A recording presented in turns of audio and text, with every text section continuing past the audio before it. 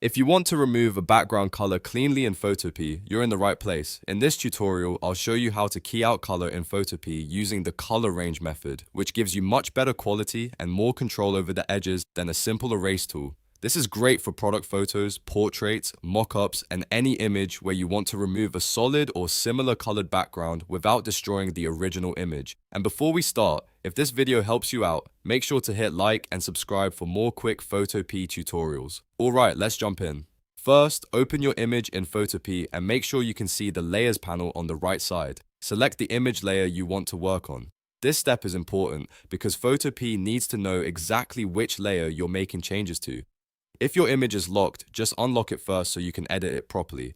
Now go to the top menu and click Select, then choose Color Range. This opens the Color Range window, which is the main tool we'll use for keying out the color. As soon as the window opens, your cursor will become an eyedropper tool. That means you can sample the exact color you want to remove. Click directly on the background color you want to key out. Try to click on the most representative area of that color, not just a shadow or highlight. If the background has multiple shades, don't worry, we'll fix that with the fuzziness setting in a second. Now look at the fuzziness slider. This controls how much of the surrounding color Photopea includes in the selection. If you increase fuzziness, Photopea will grab more similar shades, which is helpful when the background isn't perfectly flat. If you decrease it, the selection becomes stricter, which is useful if parts of your subject are getting picked up by mistake. Take your time here and adjust it until the preview looks right.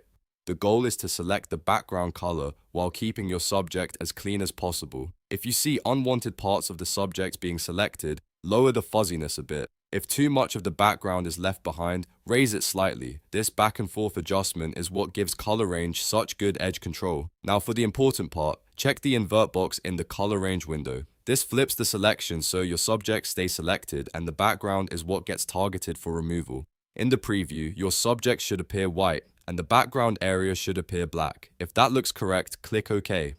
At this point, you've made the selection, but we're not deleting anything permanently. Instead, we're going to remove the color non-destructively using a layers mask. Go to the bottom of the layers panel and click the Add Raster Mask icon. It looks like a rectangle with a circle inside. Once you add the mask, Photopea will hide the selected background color while keeping your subject visible. This is much safer than deleting pixels because you can always come back and refine the mask later if needed. If the result isn't perfect, you can click on the mask and use a soft brush to paint with black or white to clean up the edges. For example, if a little bit of the background is still showing, paint black on the mask to hide it. If part of your subject disappeared, paint white on the mask to bring it back. That's one of the biggest advantages of using a mask in Photopea. You get full control after the initial keying process. If your background is very close in color to your subject, you may need to zoom in and fine-tune the mask around the edges. Hair, soft shadows, and semi-transparent areas can sometimes need a little manual touch-up, but even then, the color range method gives you a strong starting point and usually saves a lot of time compared to doing everything by hand. So to recap, the full process is simple. Select your layer, open select and color range, sample the target color, adjust fuzziness, invert the selection, and then apply a raster mask. That's how you key out color in Photopea while keeping your edit non-destructive and professional looking. If this tutorial helped, please give it a like, subscribe for more Photopea tips, and let me know in the comments what you want to learn next. Thanks for watching, and I'll see you in the next one.